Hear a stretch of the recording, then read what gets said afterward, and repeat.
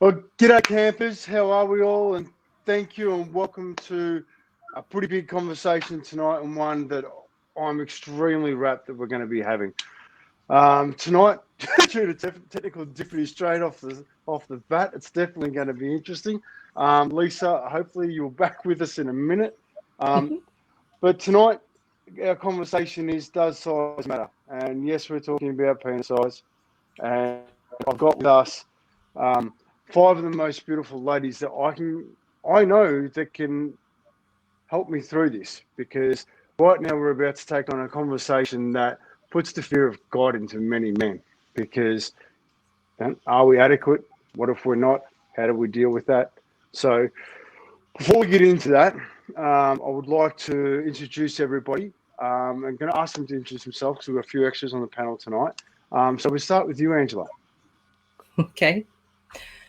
All right. So do I have the delay again? No, a little bit, but that's okay. It's not too bad. Okay. All right. Okay. So I'm Angela Heise, and I am an emotional intelligence coach and leadership trainer. And in a previous incarnation, I was the producer for a sex education program. So that was, we put things on TV that had never been put on TV before and got nominated for the equivalent of the Logies. So it's, I've had my share of these kind of conversations, and I look forward to this one. Brilliant. Thank you. And welcome. And welcome, Karen. Hi, everyone. I'm Karen Chaston, and I am a Beyond Loss mentor, speaker, and author.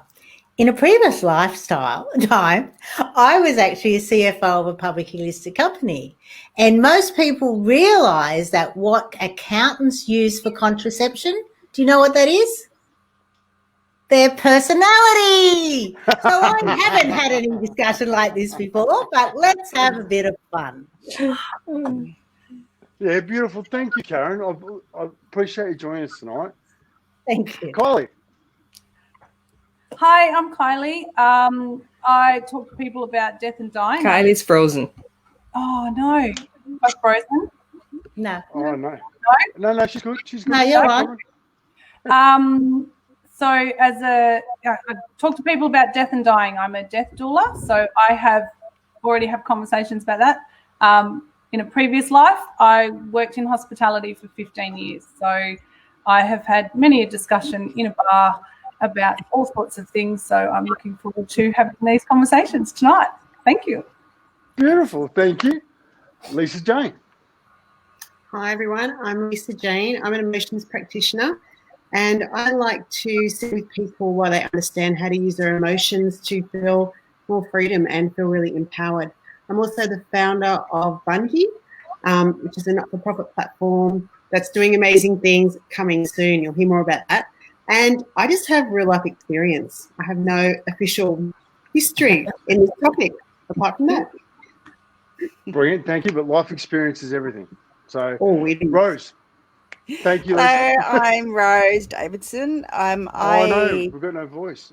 Can anyone hear? I can. Mm-hmm. This is the beautiful technology, and we're live, so we can't do anyone, if you can let me know in the comments whether or not you can hear Rose. Or actually, Rose, I might actually ask everyone can. Angela, can you hear Rose?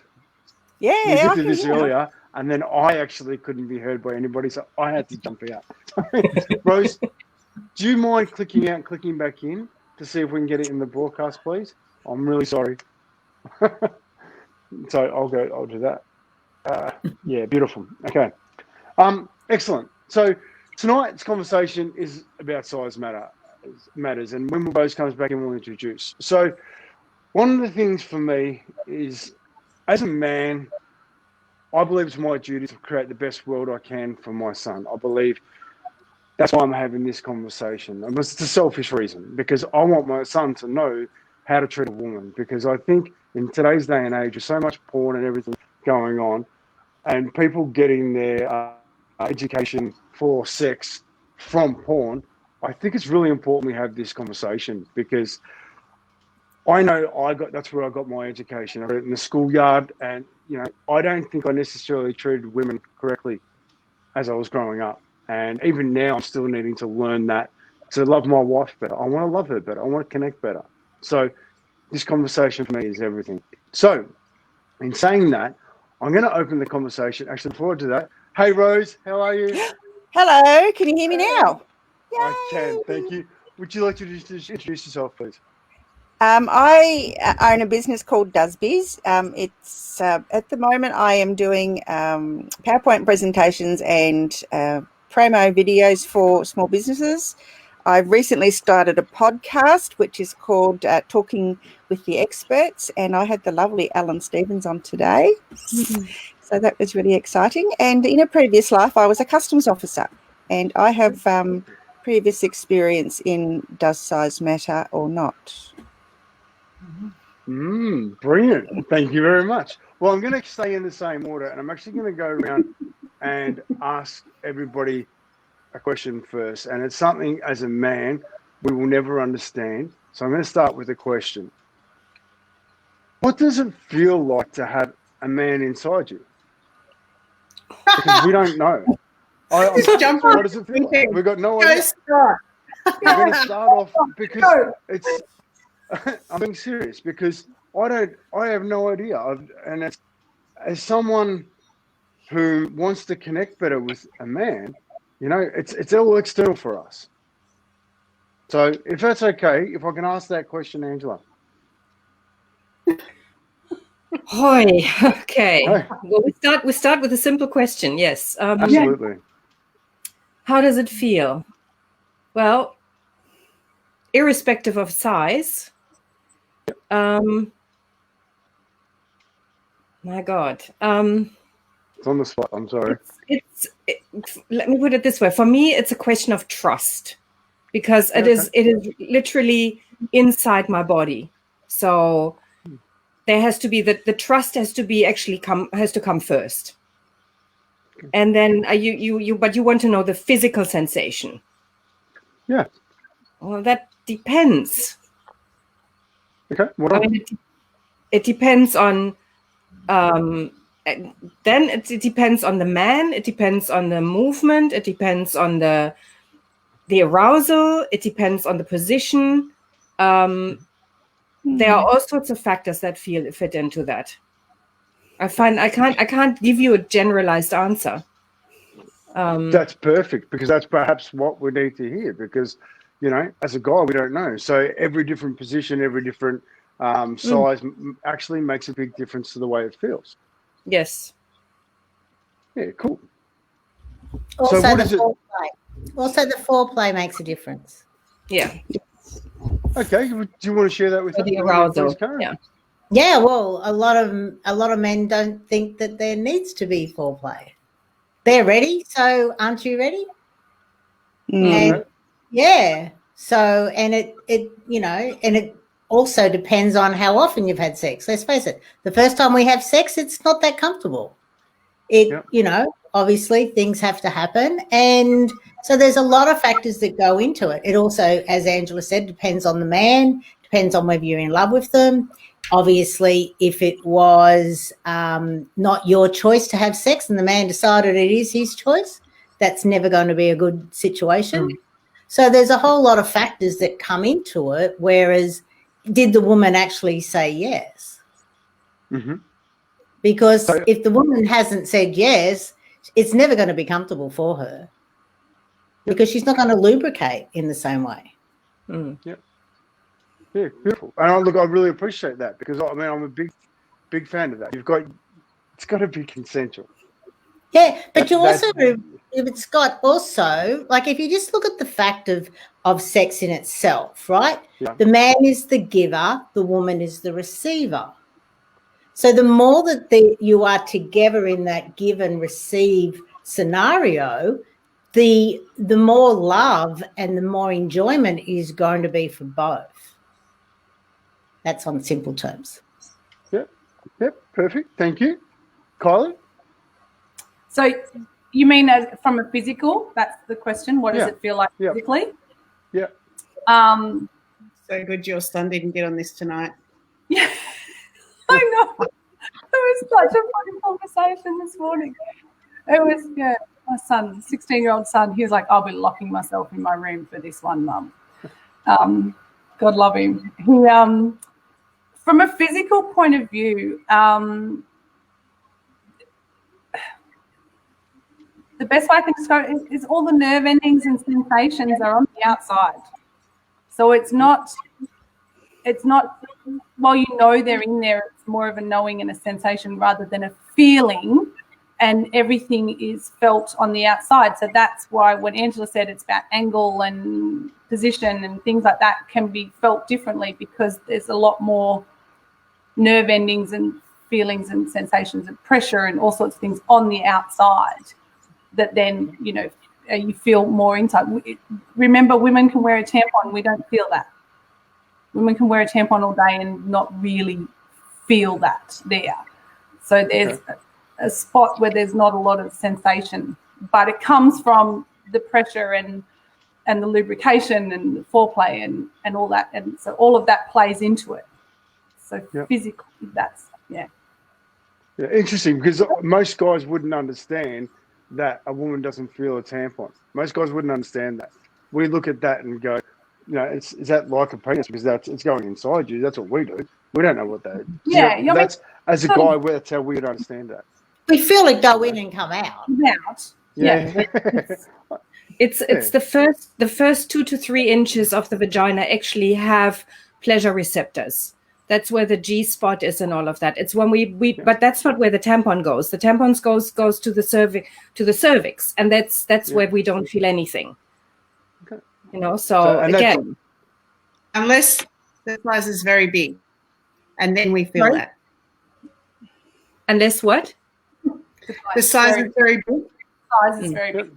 Then you feel that. It's just actually not that comfortable. Yeah. Okay. Cool. Okay, thank you.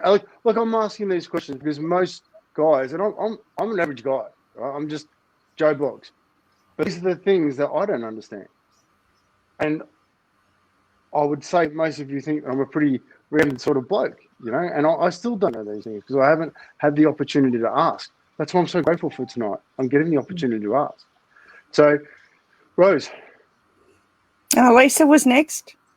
Oh, sorry, Lisa.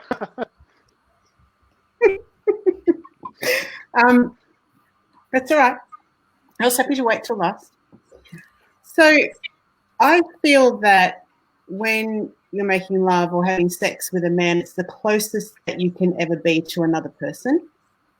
And I think that that's actually something to consider, because sometimes you might not be quite as discerning with the other person, that is to be coming in to be that close with you. And I'd like to say that for the first 37 years of my life, I probably didn't really enjoy sex that much. And then I started to really, the more I knew myself and the more I understood my body and the more I felt things, the more I enjoyed sex. So now what happens for me is I do feel it all, but I feel the energy move now. So it's really important for me to have the connection and the chemistry with somebody. And then it's almost like, for me, it's more of a like this incredible union that just happens, and it's so energetic, and it's so like the whole energetic experience of it. And I guess that also requires very open hearts and people to want to go to that place. Like some men might not want to go to that place.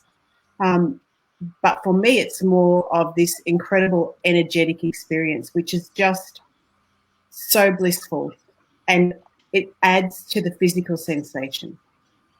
So, Lisa, can I ask you on that? Does it move from sex to lovemaking then? I actually think it's probably even beyond that. Like for me, it feels like the connection, and I'm just saying this because I think when we actually understand ourselves well enough and we have a really beautiful, emotionally intimate relationship with someone, it's almost like on so many levels we connect. And so when we're having sex or making love, it's like it's beyond just an act of lovemaking. We actually are creating energy. We're in a creationist energy that feels absolutely incredible. Yeah. And so I think it's a third energy around the two of you. Yeah. Well, there's not even two people. There's just the energy. A union. Yeah. Yeah. Because I think that's nicer than saying it's sex. Because I think just saying it's sex is degrading that union and that act at that time. Is that correct?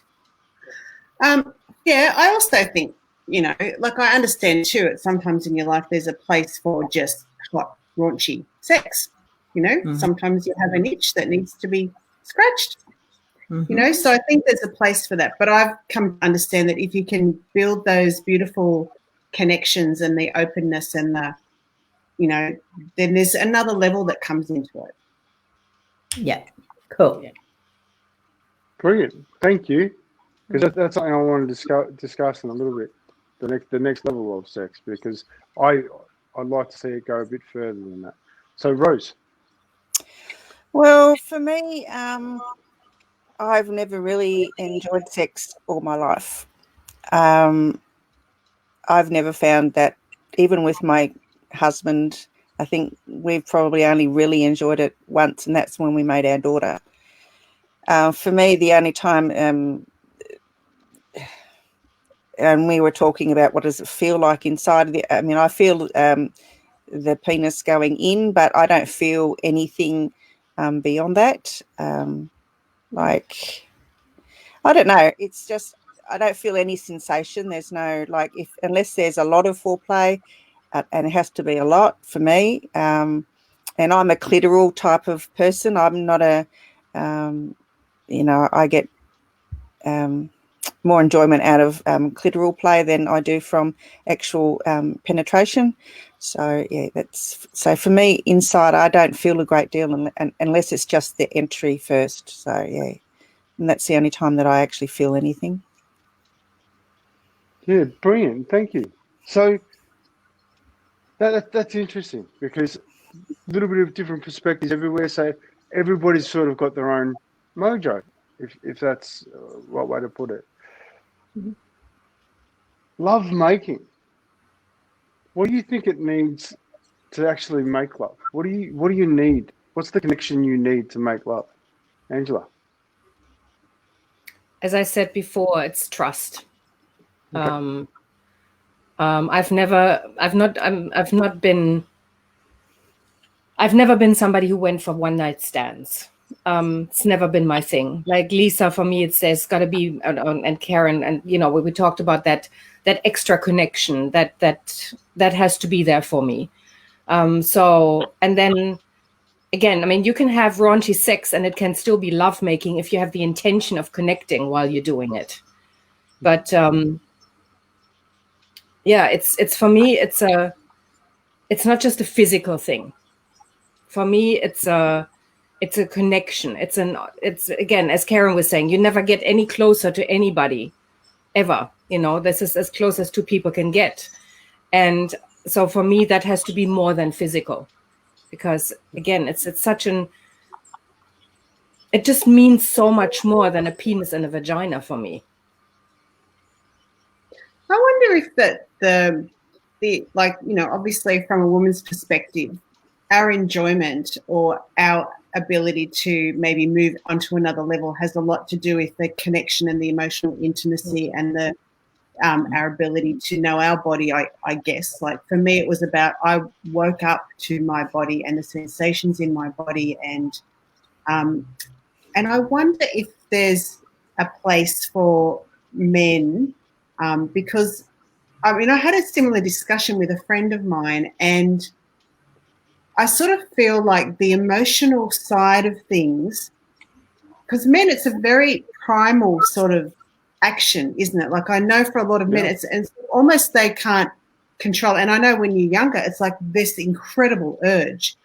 And his comment was that men do need to have sex, and as they're getting older, they find it elsewhere if they don't find it with the relationship. I was quite shocked to hear that, But the more I actually go out and about, I find that is the case in a lot of instances. However, I wonder if for men it's about that emotional connection as well, so that as they emotionally grow and become more connected to themselves, perhaps they will see sex differently. You know, like I don't know, like I think there's so much to this whole thing apart from just the physical feeling of it. Okay, thank you. No, So if that's, yeah, please, Kylie. I think that stems from, and it's a bit of a little theory of mine, but men their parts are on the outside and they touch them and they're in touch with them all the time. And, you know, right from babies, anyone who's got a son will know you're like, they've just got their hand on it all the time. And women, we just don't touch ourselves that way. So men are in touch with the physical sensation around that a lot earlier than women are, I think. And even women touching their own breast can be considered quite weird. Let alone touching everything else, looking at it. Oh, we need a mirror to look at it, you know. Yeah. And by the way, that's a good practice, women. You should do that. It's pretty cool. And it's about power too, isn't it? Yeah. Like that power thing too, you know, like men, like I think anyway, I don't know, this is just how I feel. Like I think men actually having an appendage, it's quite a powerful thing, you know, like we can't sort of do that with a vagina. It's like, well, no, there's the other ways that it is powerful in a way, but you know what I mean? It's not right.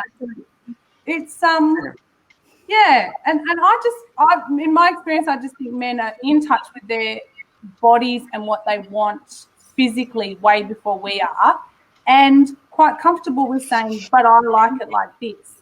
I like to do this. I like this way. I like it touched this way. And women are like, I don't know what I want. I don't know. I'm still working it out. You know, and I think, and then also a little bit of submissive going, am I supposed to be, is it okay for me to say what I want? You know, and then they don't always say what they want and come away feeling less connected because I think women need a little bit more of a trust and connection. Rose. I've always wanted to be a man for at least a day. I would like to know what it's like to stand up to pee and to have sex with a woman as a man. I want to know what that feels like for them.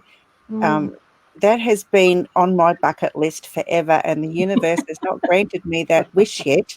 So, Beyonce even wrote a song about it. You can wee. Rose, get a she-wee. You can at least experience weeing swimming up. Okay, then. Yeah, they're great. So that leads me to the question that we started the conversation with. Because I'm hearing that it's different things, different positions, different. It's about the connection that makes the difference for you on here. Does size matter? No. I think there's so much more that goes into it than that. Yeah. Because there's emotions, there's self-esteem, there's self-beliefs, there's limiting beliefs. From my opinion, its size doesn't matter. It's how they use it. Yeah.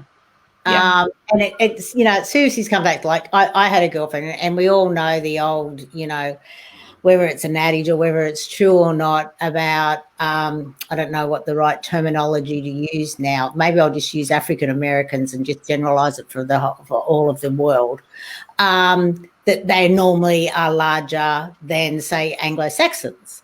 And my girlfriend had a couple of boyfriends like that, and she said, actually, it's not true, but he knew how to use it.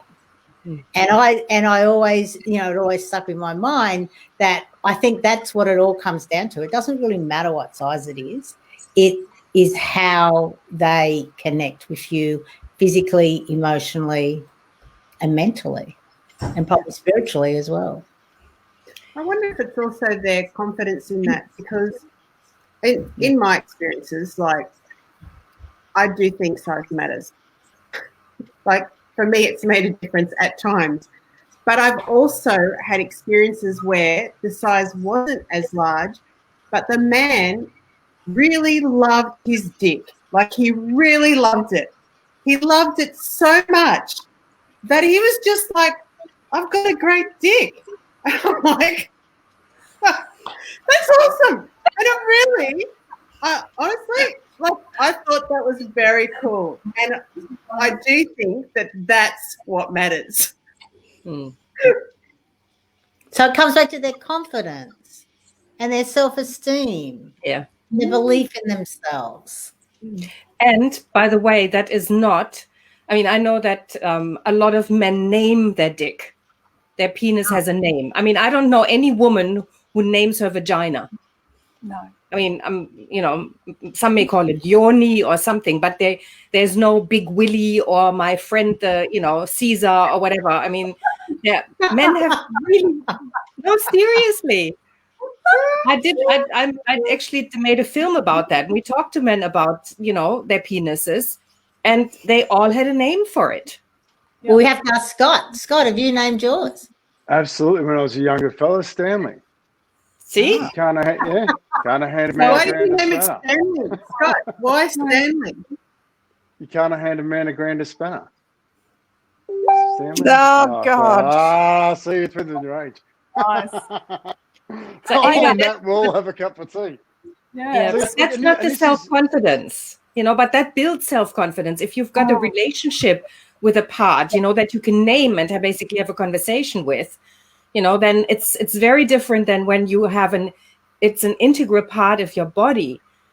And I think that already makes a difference. So when a man, as the others were saying, knows what to do with it as an extension of him, not as a separate entity, so to speak, then it becomes it's my whole being that goes into the lovemaking or into the sex. Then that creates a very different scenario and a very different experience for me, at least. Yeah, I asked my husband early on in the day, does size matter? And he said yes. I said, why? He said, because it's there to please the woman. And I thought, well, to me, size doesn't matter. It's how you use it. It's not size to me is not a big issue. No. Well, I have a friend who says, his standard line to women is, well, take me home, I'm hung like a roll of Mentos. I'm like, seriously, like, does that help you? And he goes, yeah. Because then I'm like, he said, I've had to, make up for it. And I was like, are you hung like a roll of Mentos? But I would have said a roll of Mentos was bumpy for each of the Mentos. Funny, and he said, I'm pretty confident. He said, but I've had to build my confidence with what it is. And he said, I don't. And Alan just commented that boys are fascinated by it, and we grow up, compare ourselves to other men. And he said the same thing. He was the eldest of four boys, and it was a topic of conversation all the time. And footy players and stuff, they do these things. But he said, I make up for it in other ways. And I don't know if he is or he isn't. He might be, but he's pretty damn confident. And I said, nobody ever walks around advertising that they're hung like that. So do you think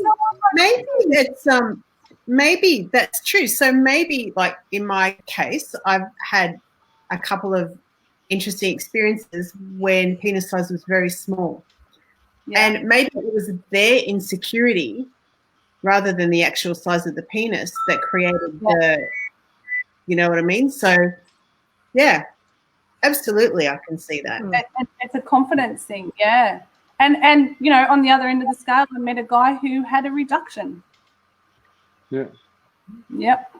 I've got to say, as a woman, there was one time that in that moment when you actually see the penis, I remember thinking, holy fuck, what am I going to do with that? And I actually was a bit scared. Yeah, I've been in that position. I've been in that position, and I thought, oh my God. I was a bit scared. I don't think that really good, but it was a bit scary. Yeah. No, my friend was ready to lose her virginity with this guy, and then she was like, no, absolutely not. That's not coming anywhere near me. No way. Yeah, no. It's terrifying. Terrifying. Yeah. Like it's funny, because it's, as I'm hearing it at the moment, being a man, I didn't know how to connect. I just watched porn. I did that that was my sexual relationships for a long time. And there's a lot more kids coming through that's their only thing. Like Catherine Lyle, who's a part of a Campfire, she'll explain how bad it is at the minute, you know. So this conversation's brilliant for me. I'd like to say something about that, because I've actually noticed that when you watch porn and you're actually making love or having sex, whatever's happening at the moment, you'll go into your head to fantasize. Now, the best experience is when you're in your body and you're feeling the feelings and you're enjoying and you're building the feelings and you're feeling the connection. If you jump into your head to fantasize, you've lost the heart connection. And when the heart connection is not there, it's just a totally different game. Yeah. So I actually feel that one of the problems with watching porn is not only that we get this totally unrealistic view of how women should be orgasming and what things look like. I agree. But also that we keep people in their heads. And when you're not aren't connected, it just makes a world of difference. Yeah. Because inside porn, it's all about the woman coming, and then that's the way it goes. So a guy feels like a failure if a woman doesn't organise orgasm during sex at times, you know. So as a guy stepping in to a woman, which was interesting because earlier we talked about the male's the giver and the female's the receiver. That puts a shitload of pressure on us. We've got to give you the pleasure. We're responsible for that. No, we're responsible for our own pleasure. It's just that the man helps it along. Yeah. Perfect. We need to say to the man, this is what we want. This is how we like it. We're responsible for that. A man's not responsible for it. They're just the facilitator. They're just present to be able to witness it. Yeah. Yeah. And enjoy it. It's that place, isn't it, where as soon as you start thinking about how you're doing it anyway, once again, you're out of the experience. Yeah. So if you're not in the whole feeling of it, then your whole experience of sex is like probably quite disappointing. Well, I've found it as more disappointing. But that must be what happens with men with performance stuff when they have issues with that. They must get stuck up in their head. They get in their head. Yeah. Absolutely. Like I can only talk from my experience. I can't. Women can absolutely do the same. Yeah, women can do the same. Because you can freeze. Like I don't know if any of you ladies have had that situation. Like you can freeze, and at critical moments, you know, and that I think that's a lot to do with all of a sudden you jump into your head or something happens, you know, and you just step out of the feeling sensation. Yeah, interesting. So I'm going to go round the panel right now, and I'm going to ask for advice for men. Can you give us a bit of a leg up to say how can we actually get that connection a bit better? Pun. Yes, thank you very much. But Angela, what would you like? How do you get connected to a man? Well, it's the word that keeps coming up over and over again, foreplay. Okay. You know, like, please don't go. And I mean, there are guys who literally think they hear that there's a connection between the nipples and the clitoris, so they go tweak, and that's it. That's their foreplay. Mm-hmm. So that's not really what I talk about. It's taking the time. It's finding out. It's talking. It's not just, you know, like, again, communicating. Finding out what works, what doesn't work, and it's a two-way street. You know, I mean, I dated a guy for a while, who when I actually said, you know, this is good or do more of this, he lost his erection. I will not be told what to do in bed. And that was pretty much the end of the relationship, but he. You know, it's the communication, it's the being present. That's the most important thing. You know, as Lisa was saying, when a guy goes into his head, you know, or a woman, doesn't matter. It's the ability to be really present with the physical sensations, but also with the communication that goes along with that. Yes, this works, or more of this, or that is, and again, it's not the orgasm is not the goal. It's the path that gets you there, and again, that can be fast, or it can be really slow, but it's about being present with it.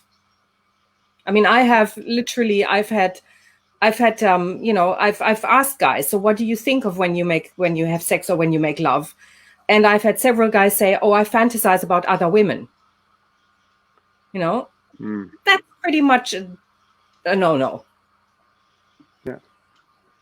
So I want to be the one that's in the space at the moment, and nobody else. I don't care if he fancies my girlfriend and thinks that's a big turn on for me, or I should be really pleased that he likes my girlfriends that much. I want to be the one that's special at that moment, and that's a big thing. Do you feel that that's been the case often, where guys haven't been present? Well, I mean, as the older I get, the less that happens with me, because I choose different partners now who don't have that. But younger guys, definitely. Yeah, and again, the more porn they watch, the more difficult it gets. Because there's a lot of role playing and acting through rather than being present. Yeah, beautiful. Thank you, Karen. It also depends if they've had, I guess, alcohol and all those other sort of substances as well. It's going to affect it. I've been married a long time, right? I've been married 42 years, so I'm sort of going back to what I think the foreplay starts long before you even get into the bedroom. Mm-hmm. And it really, like there's a saying, right? He creams my jeans, right? And the saying is there for a reason. And it starts really early on. So there's a whole lot of stuff that you can do. It could just be the way that you look at you, just the way that they're there, present, talking to you, or when you walk into a room and they just light up when they see you, or something like that. So there's a lot to that men sort of don't even probably realize that they're doing. That gets you connected to them before before you even get there. And that's why and sure, it's in movies all the time where they sort of run off and they start throwing their clothes off and everything. But it does actually happen in real life, because you are so connected before you even got to there. Mm. And I think that's a great part of it, as much as anything else. As much as the act, it's the foreplay, and foreplay goes long before just the physical foreplay, if that makes sense. That's for me. I'm loving this, because one of the questions I'd written down right here: does good foreplay start outside the bedroom? Because that true connection, it could even be from the phone call when they ring you up to ask you out. It could start right from there. Who knows? So what do you want to hear? What do you want to hear in that phone call? Oh, everyone's different. You can't generalize like that. Give us some tips. We need some help. I'll tell you one of the greatest lines that, he didn't actually get me into bed because I was married, but I thought it was a really great line. And the guy actually said, when you walked into that room, you had me. And I actually went, what? Because I thought, he was a friend of a friend, but I thought that was a really good line. I've never heard that one before. So, yeah. Look, and some of them are lines and some of them are facts, but he was actually serious. But, yeah, you can tell. You can tell the difference when someone gives you a line and just a throwaway line, or someone that comes from their heart. So, yeah. Beautiful. So, thank you. That was gorgeous. Kylie. Oh, okay, thanks. And it was like, yeah. Okay, cool. Kylie. Give them I don't know, leg up. You give someone advice. It's really hard to generalize, but I think, like Karen said, you can tell the difference when someone says something to you that's from the heart. And I was a barmaid for 15 years, and I guarantee you, that I got hit on a lot. and when someone actually said something that was genuine, like I would go, oh, that one was different. You know, you can tell the difference. And I think all women are able to do that. They just go, yeah, that guy was serious. And that, just be honest. Just really be honest and come and just say it. You know, don't try the lines. I hate those things where they say, you know, what's your best pickup line? And, you know, I've had guys actually just say something, blurt it out, and I'm like, oh, cool, thanks. You know, great. Because it's just calm. You can tell it's just genuine, you know. Be yourself. Everyone else is taken. Be yourself. Beautiful. Thank you. Lisa. Well, it's not all about you. Because I think when I've had some experiences where for a guy, it's just like, I want to come, you know, and I'm like, well, hang on a minute. There's so much more that we can be doing here, you know, so it's not all about you. And I think that chemistry, when the chemistry starts beforehand, that actually makes for an amazing experience. But if the chemistry is not there, like, why push it? I mean, I don't know. Like, for me, if the chemistry is not there, I know that what's going to happen in the bedroom is going to be disappointing for me. Yep. You know, I know that. I know that I will be going. So I don't even bother wasting my heartbeats. So I think it's that, like, recognize that there's the chemistry and go with that. Don't just make it happen and I mean, I don't know, maybe this is like really bad advice for a man because men maybe think differently, right? Maybe, I don't know. And touch, you know, like take your time and touch the skin of a woman. Like touch her, just touch her skin. Like, oh my God. That's my advice. No, beautiful. Thank you. Rose. Well, I agree with everybody. Honestly, it's the touching is really important. I mean, whether it's, you know, running your fingers through her hair, touching this, you know, the side of her face and neck, you know, get to the sexual parts, the boobs and the vagina last. Do the other touching first. Make her feel important. You know, I so hated it when, you know, they just dive down and think that, oh my God, you know, that's the place their hand has to be, rather than being, you know, around touching, making me feel good. You know, it doesn't take much for a man to feel good.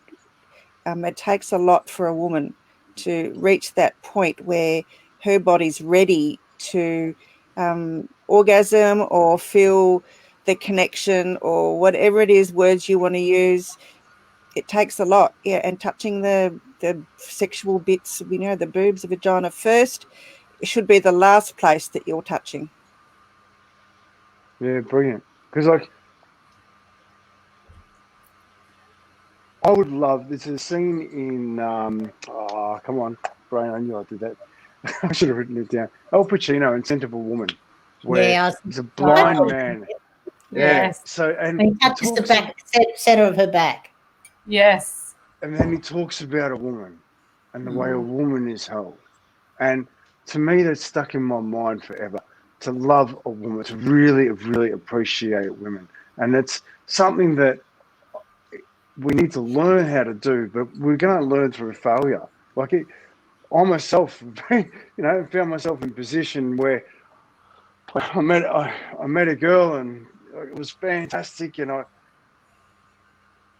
get to the moment and I'd had too many drinks and I had erection problems. I couldn't get up, and I'm like, shit, what do I do here? Mm-hmm. I never spoke to her again. What should I have done? Be honest. Was she there when you were having the 20 drinks? Hey, yeah, she was, absolutely. Well, she sort of knew what the issue was. She kind of like, knew. women are aware that alcohol is a depressant, and it is certainly a depressant for a penis. Yeah. Some men, that's what it said, really. It's the opposite. What's that, sorry? For some men, it's the opposite. Alcohol doesn't. It actually has the opposite effect. Yeah. So, Yeah. but in that I'd moment, say right? She knew, and what you should have said is, honest. Like, oh my God, I've had too much drink to do this, and I'm really sorry. And then you could have just, like Rose said, stroked her hair, stroked her arm, massaged her back, and connected to her, and you would have had a better chance. How would that But have felt? you could have actually brought her to orgasm just because you couldn't. Yeah, that's Oh, and that's something that men don't do because they can't orgasm. They will not bring a woman to orgasm because they think that we are being selfish. Oh, that's a bit of a generalisation. There are some men. Most men, the men that I've been with. I must have found a good one. I'm going to defend men. I'm going to defend men. Right, because, Okay, I will say that's the men I've been with in previous times. And I will say that they are. I think they're learning. Definitely, they're definitely learning that if they want to do this, they need to step up their game a bit. And I think men are suddenly understanding that whilst they have one orgasm and they're done, women, if you do it right, man, you can have 5, 6, a few more.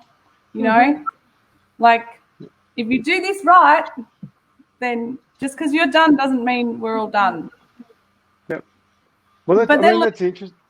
But it takes women to say that about them too. Women have got to be empowered enough to say, I'm not done. You need to do a bit more work, or I think I've got another one in me. Keep trying. Keep going. So, sorry. No puppy dog moments. No, when you were saying, it's like you had all these drinks and you couldn't have an erection. It's like, I have been with men and who said, look, I've had too much to drink. I'm literally not up for it at the moment. Let's just snuggle and we'll pick it up later. And maybe not in exactly those words, but it's like, this is, I'd rather be with you right now in a more tender way, or let's just cuddle. Yeah. And again, do they extend the foreplay and then, maybe he'd sleep or whatever it might be. And then sometimes, it's like, let's pick it up tomorrow morning, whatever it might be. But again, it's not the focus is not the, let's just go for the goal here. Yeah. And that can be very connecting because it's much more honest than the, sorry, I can't get it up. I'm out. Yeah. So basically being honest in the situation and just saying how you feel from the heart might actually bring you closer together. Absolutely. I think in your case, Scott, it was just embarrassment. It was just a male embarrassment that they couldn't get the erection. Yeah, absolutely it is. And then that sits in the head. And the next time I went to be with someone, it was in the back of my head. So it's a massive confidence there. Sorry? How old were you? And is my wife watching? No. No, I was in my early 20s then. So, yeah, probably 20, 21. So, but it can be a shattering experience for a bloke. Like it's all the locker room talk, or it's all about. And this is something for me that I really want to see change, because I'm listening to you women now that I truly respect, right? And I keep hearing it's about connection. It's about connection. It's about connection. And that comes from honesty and authenticity. Right? I just wanted to say something about that, because you had a feeling memory, right? You had a feeling memory about what had happened in the past. Yep. So it then also makes sense that it's about a man's ability to go, actually, I've had an experience which I'm bringing into the present, and maybe I need to actually address that and go, well, let's validate that. Let's accept that that's what happened and try to understand it and use it to grow, rather than bring that moment into the present and have it impact what's happening right now. Because the feeling memories that we have when we bring them in, like you just said, that could be making a lot of difference in what's happening right now. Yeah. No, brilliant. Like this is really good. Like I really appreciate everyone being honest about this, because I want to see young boys look at women like, I think Owens talked about it, when nowadays in the Netherlands, they teach sex ed from here up. It's not about the physical anymore. It's about that connection, that emotional connection. And I feel, if we're going to get that true essence of relationship, that's what we need. So I'm going to ask for... Sorry, it's brought to my attention today that society or whatever is teaching men to be the man rather than being a man. Yeah. I think that's still a perpetuated truth around, sporting clubs and, around the bar and whatever. You have to be the man rather than being a man. So, yeah, boys aren't being taught to be a man. They have to be, number one. Well, we're struggling for good role models. Let's be honest. Like these days with all the modern day, the sports and all the glitz and glamour, like you watch any MTV scenario, like that's what everybody's watching. The music's coming in, it's drugs, money, fast cars, fast women, and I think that pushes us further away from what I'm hearing tonight, which is connection. So yeah, so that's pretty cool. So, but Scott, before you move on from that, look at the percentage of the percentage of the population that are actually in that bracket that seem to be defining it for the other 99%, which doesn't make any sense if we look at it from a logical point of view. And how much locker room talk is actual fact? Like, I always thought it was all BS. And so are the guys actually believing other guys when they're actually saying all this stuff? It becomes competition because life's about competition, man. Like, Most of the competition is on BS. It's not even happening. I agree with that, and that's why we're having this conversation. Okay. Because the boys in the locker room, are they starting to realise it? I don't know. I'm asking. Do you know what? I've spent a long time since I've been in the locker room. All I know is that, and I can only go on my experiences, the way in which I speak to Oscar is I don't want him learning from a schoolyard where I haven't been able to have the conversation with him because he knows that I 100% at all times are going to tell him the truth. I talk about the invisible chain. So it's about me doing all the grassroots now to make that happen because, already there's bits and pieces that come back from school, which is, it's going to be the same as the locker room as they get older. And it's not informed information. It comes from all these different areas. So these conversations, believe it or not, are going to have a significant impact upon how we move forward. Like at the moment, Oscar knows Angela, Oscar knows Lisa, Oscar knows Kylie. Rose, not so much because he hasn't interacted with you completely yet. Karen, no. But look at the beautiful women I've got here that he's actually connected with. So at some point in time, when I need to talk to him about sex, I'm coming back to this recording. These women. You can trust what they've got to say.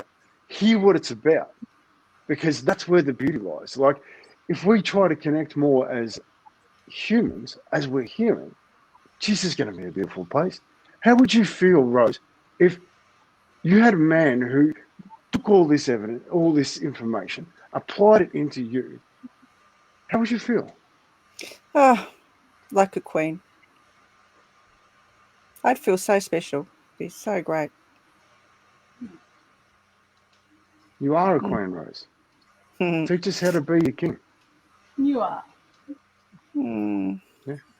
Teach us how to be a king. Because that's what we need. We want to love you. We just need to learn how. But when a man loves himself, it comes back to self-esteem a lot for me. And when a man knows who they are, they will call other men out and they will treat women properly.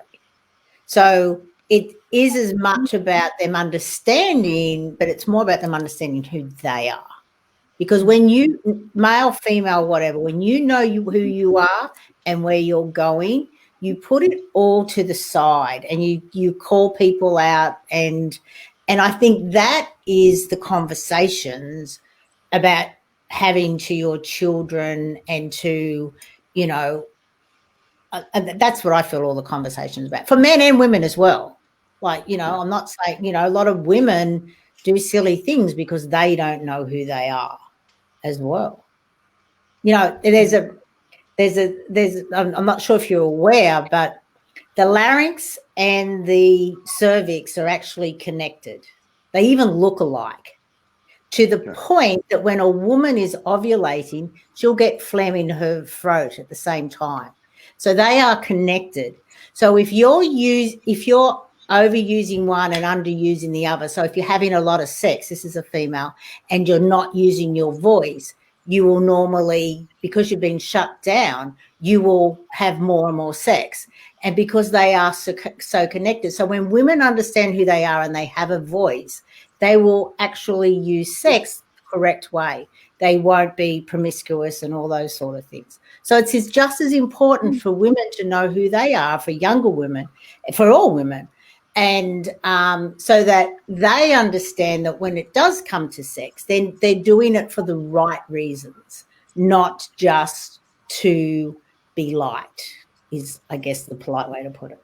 Does that make sense? Yeah, absolutely. Yeah. But I never found that out. I didn't find that connection out until I was in my 40s. Now, women should understand that from a young age. Yeah. And because when I did, I went, that's why I fell pregnant at 16, right? Maybe if I'd understood that connection, I would have used my voice and not my body and all those sort of things, looking for love and all those sort of things. It's Yes, really I can relate important to for that. people to understand that. Sorry, Rose? I can relate to that. Yeah, I used my body for a long time looking for love because I didn't know where to look for it otherwise. Yeah, because like you just weren't taught. I was taught the wrong way. Yeah. what are you learning now? To me, Mm-hmm. I'm learning to love myself. I'm learning that I am worthy, that the campfire's been really great for me. But I think this year especially, I've gained so much confidence. It's I don't know why. It's just I'm having my voice. I'm using I'm being authentic. Using my truth. Using my truth, speaking my truth, which I've not done before. And see, that's the connection. The voice, we need to understand that. I'm gonna go back for a bit because I'm just gonna go through some of the bits and pieces, which is.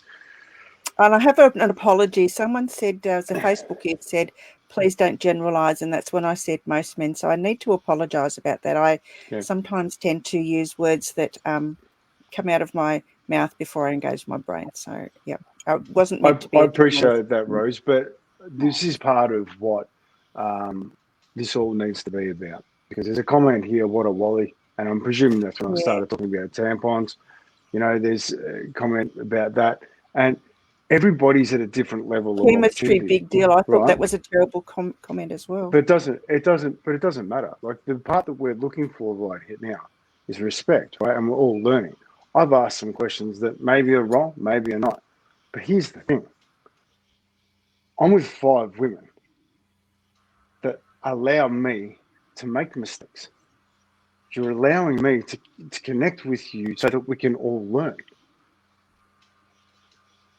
If you're safe enough to make these mistakes, I challenge everybody who's put up that comment to come back to us next week and sit and have the same conversation.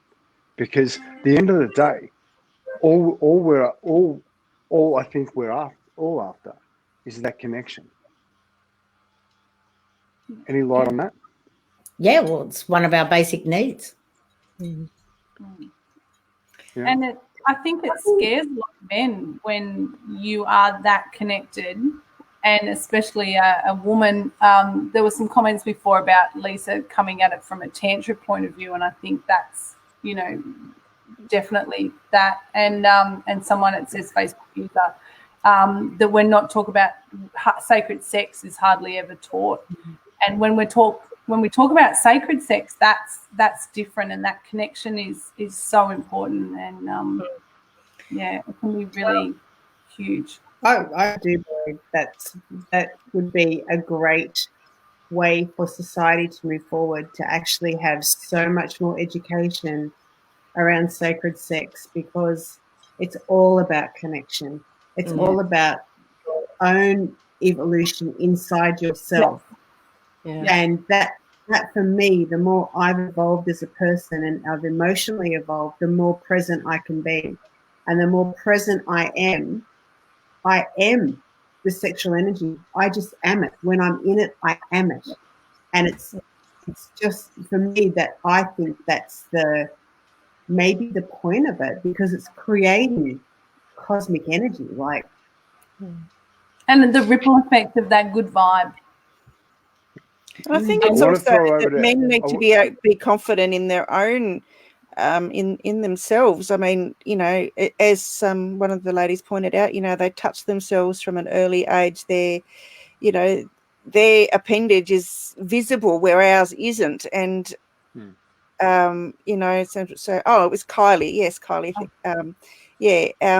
so, and we touch ourselves a lot later in life,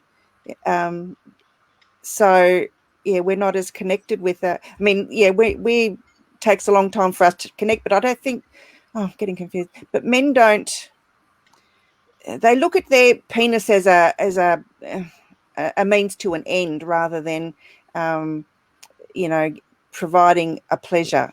I think that's what I'm trying to say. It's a means to an end, because they're aroused, you know, they need to have that arousal or that whatever satisfied, and so they don't look at it as satisfying the other person. Yeah. Sorry? I'm just Their instinct is strong. I'm going to throw in for a sec. I want to hear from Angela, but before I do that, Rose, that Facebook user was Adrian Hanks, and he actually says thank you for putting your hand up there. Yes. So that's Adrian. That's beautiful. Thank you for that. So Angela. Well, there's one thing that I've learned in my studies, and this is, again, it's a generalization, but you know, when we were talking about men have the appendage on the outside and women are more on the inside, that connection has a different starting point for men and women in general. Men generally want to have sex or make love in order to connect, whereas a woman generally wants to have sex or make love when she already feels connected. Yeah. So yeah, that's what I was trying to say. Yeah, and thank you for saying that, because I couldn't get it out. Go.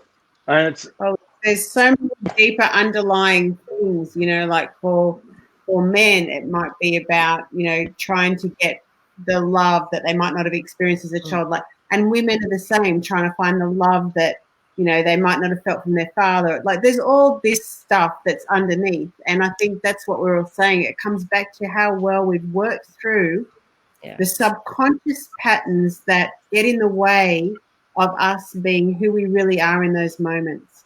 So the more we've removed all the stuff that we carry along with us and see it for what it is and let it go, so that we can just be who we are at that moment of lovemaking, then the more orgasmic the whole experience will be, you know. And I think it's like this incredible opportunity, like sex and that intimate relationship, like, whoa, so many opportunities in that. But that's for men and women, not just women. Yeah, both. Absolutely. I just want to make sure everyone got that. Yeah. Well, look, we've gone over the hour, and surprise. Surprise. But look, I can't thank you, ladies of love, women, because this is just the start of the conversation. Tonight's topic, you know, does size matter? We found out, not really. It's about the connection. You know, if you got good connection, you know. So for guys, that's where it's at. But before we wind up, I've got to do my usual. One bit of advice, and I'm not going to ask you to give it to men. I'm actually going to ask you to give it to women. If you could give a young girl some advice, what would it be? Angela? Talk more. Don't just assume. Just talk, you know, and not necessarily with words, but you can use, as we talked about, use your hands, you know, communicate in that sense of really wanting to get in touch with us, literally. That would be my advice. Beautiful. Thank you. So just for a girl to get to know herself, is that what you're saying? Oh, you would. That was my advice for men. For women, yeah. Talk more. Talk more. Yeah. Okay. Again, and That's also beautiful. with hands. Use every way of communicating to discover, get curious. Instead of going for, I think I know, and this is what I've observed on porn. So therefore, this applies to everybody else. It's really about the person and you're with at that moment. Beautiful. Thank you. I'm just going to pop this up because it was Adrian. Adrian, you've been valuable tonight. I really appreciate your comments, mate. Thank you. I'll be in contact about doing the next one. Karen. Know who you are, know your body, and ask.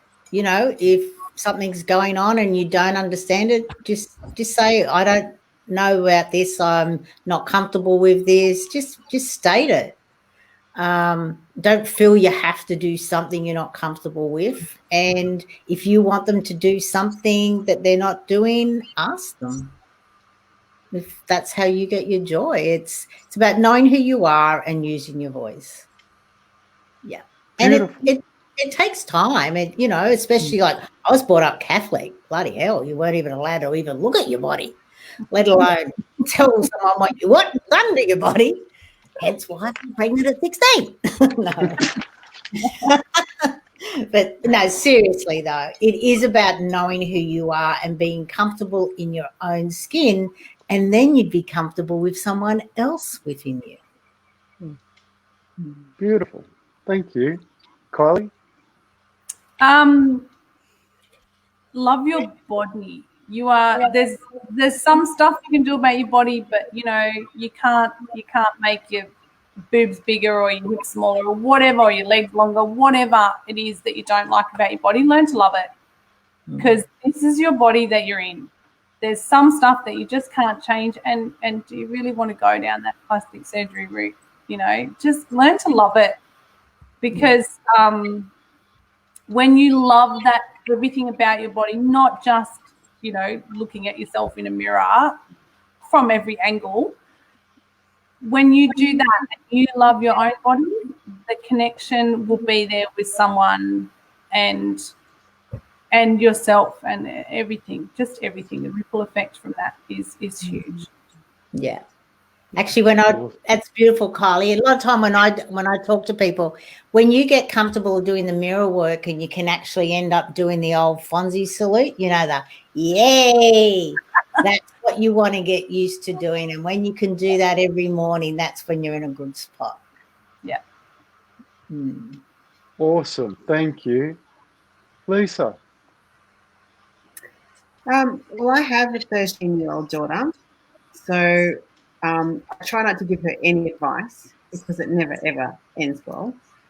However, we have had a conversation around social media, and one of the things that I realized was that I really wanted her to use it to empower herself, like the dark side of it, to empower herself.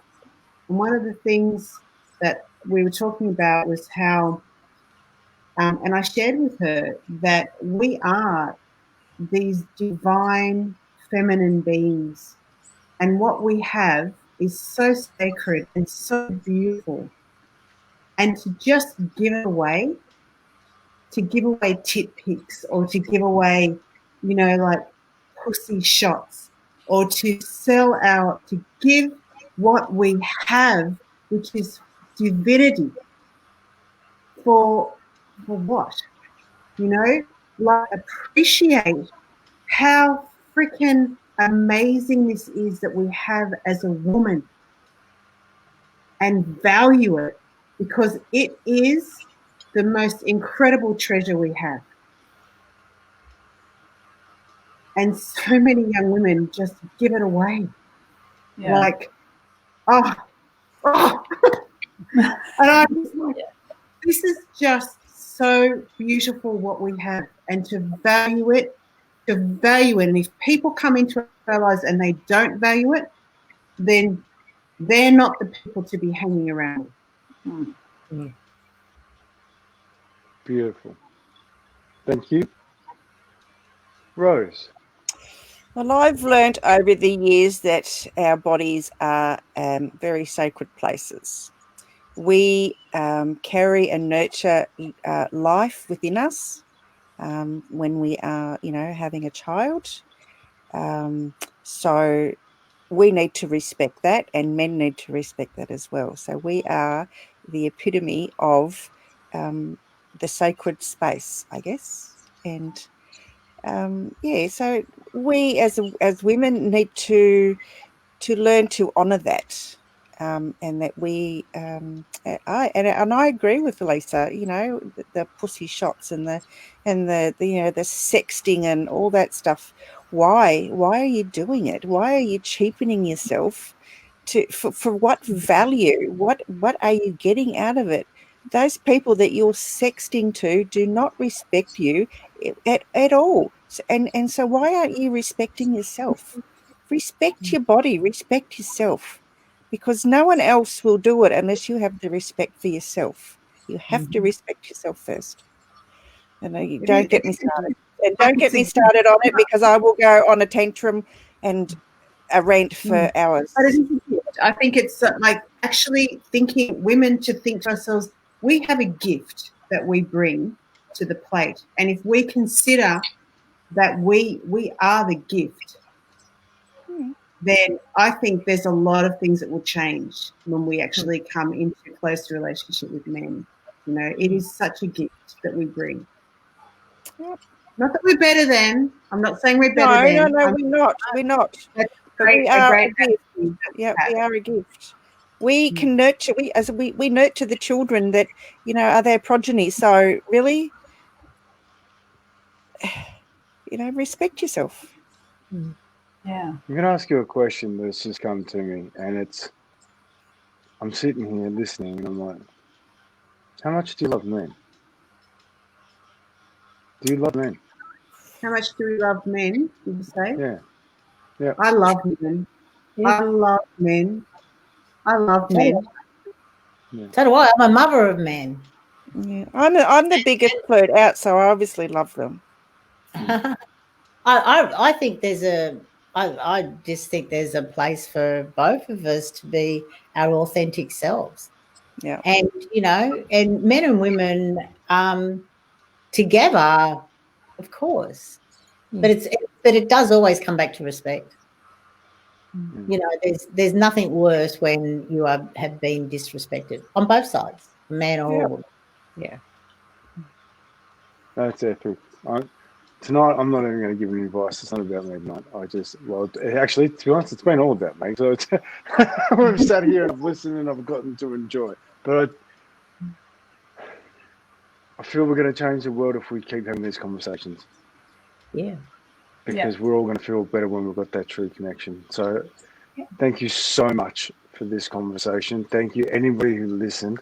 And I really want to thank, Adrian, Alan, for having input, because when you have input, that gives us more to work with. So I really appreciate that. I feel we've got a lot more to talk about this, and I'd like to bring on more panels and open up more discussion. So hopefully over the weeks to come, we might tackle this again. We might look at it. Sorry, yeah. Sorry, can I just add one more thing? It just popped into my head, so I'm going to say it. My oldest son, he's 39 next week.